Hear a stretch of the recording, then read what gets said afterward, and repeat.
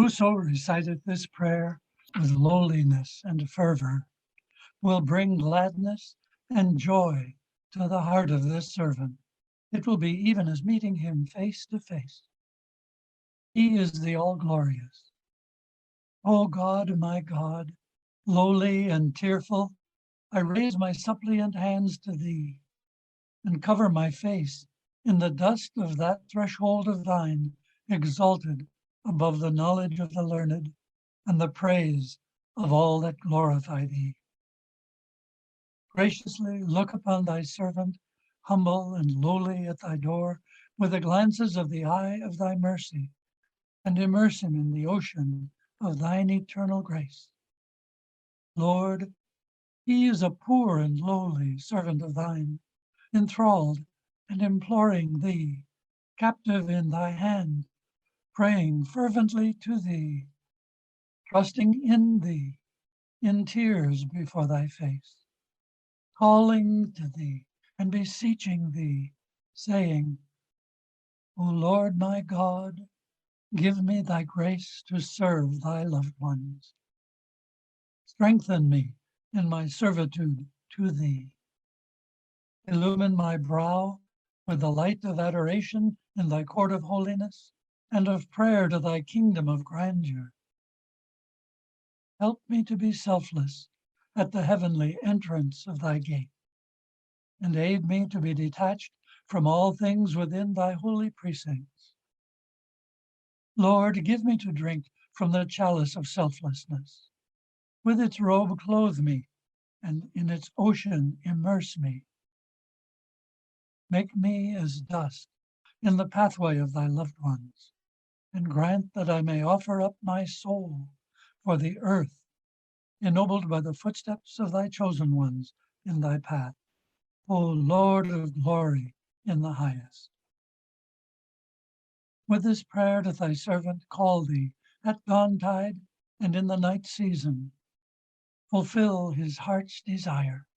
O Lord, illumine his heart, gladden his bosom, kindle his light, that he may serve thy cause and thy servants. Thou art the bestower, the pitiful, the most bountiful, the gracious, the merciful, the compassionate. Abdul-Baha.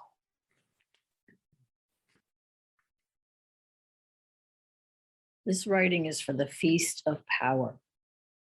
At these meetings, the feasts, there should be no extraneous conversations whatever. Rather, the assemblage should confine itself to reading and reciting the holy words, and to the discussion of matters relating to the cause of God, expounding, for example, conclusive proofs and arguments in the writings of the best beloved of mankind.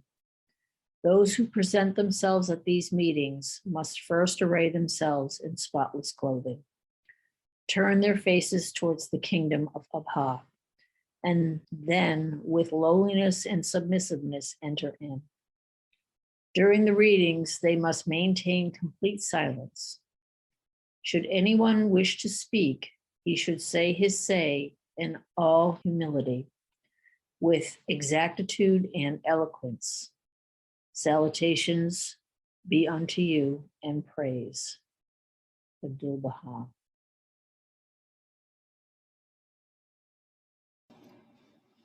Secrets are many, and strangers are myriad. Volumes will not suffice to hold the mystery of the beloved, nor can it be exhausted in these pages, though it be no more than a word, no more than a sign. Knowledge is one point which the foolish have multiplied. Infer then from this the differences among the worlds. Though the worlds of God be infinite, yet some refer to them as four: the world of time, which hath both a beginning and an end; the world of duration, which hath a beginning, but whose end is not apparent; the world of primordial reality, whose beginning is not seen, but which is known to have an end; and the world of eternity, of which neither the beginning nor the end is visible. Although there are many differing statements as to these points, to recount them in detail would result in weariness. Thus, some have said that the world of perpetuity hath neither beginning nor end, and have equated the world of eternity with the invisible, inaccessible, and unknowable essence. Others have called these the worlds of the heavenly court, of the celestial dominion, of the divine kingdom, and of mortal existence. Moreover, the journeys in the pathway of love have been reckoned as four: from the creatures to the true one, from the true one to the creatures, from the creatures to the creatures, and from the true one to the true one. There is many an utterance of the sages and mystics of former times which I have not mentioned here, since I mislike copious citation from the sayings of the past. For quotation from the words of others betokeneth acquired learning and not divine bestowal. Even so much as I have quoted here is out of deference to the want of men and after the manner of the learned. Further, such matters are beyond the scope of this epistle. My unwillingness to recount their sayings is not from pride. Rather, it is the manifestation of wisdom and the revelation of bounty. If Kidir did wreck the vessel on the sea, 1,000 rights are wrong. 1,000 rights are in this wrong concealed. From the Call of the Divine Beloved, The Seven Valleys, by Baha'u'llah.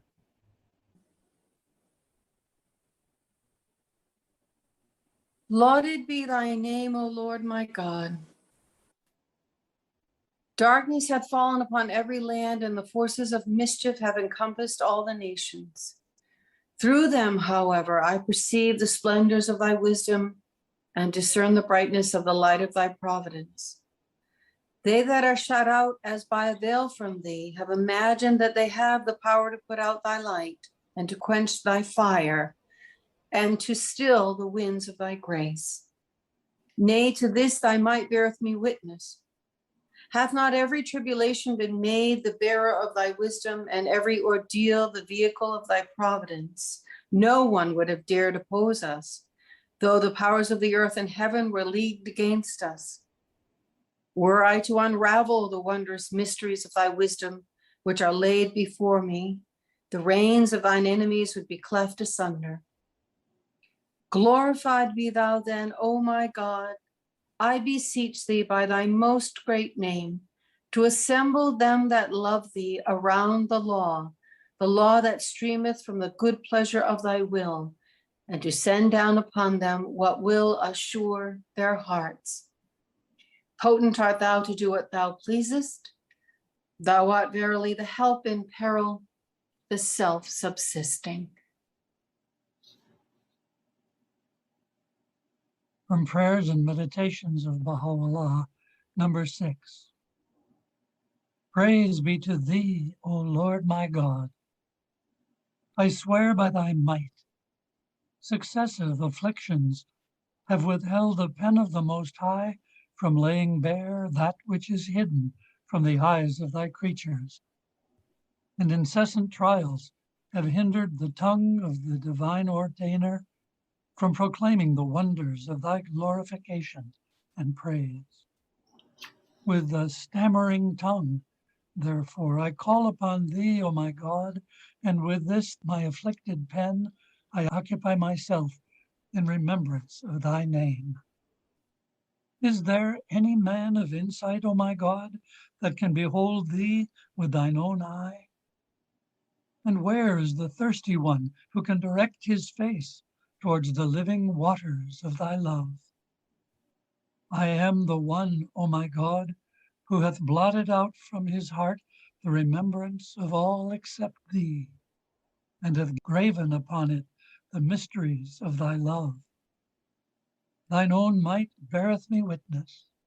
But for tribulations, how could the assured be distinguished from the doubters among thy servants?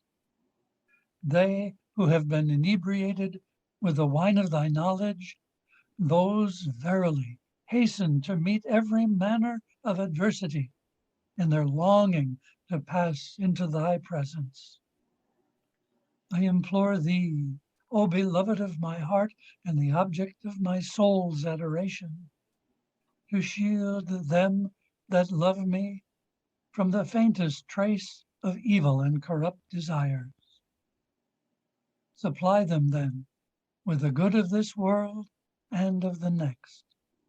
Thou art verily he whose grace hath guided them aright, he who hath declared himself to be the all-merciful. No God is there but thee, the all-glorious, the supreme helper, Baha'u'llah. O thou who faces in the object of my adoration, whose beauty is my sanctuary, whose habitation is my goal, whose praise is my hope, whose providence is my companion, whose love is the cause of my being, whose mention is my solace, whose nearness is my desire, whose presence is my dearest wish and highest aspiration. I entreat thee not to withhold from me the things thou didst ordain for the chosen ones among thy servants. Supply me then with the good of this world and the next. Thou truly art the King of all men.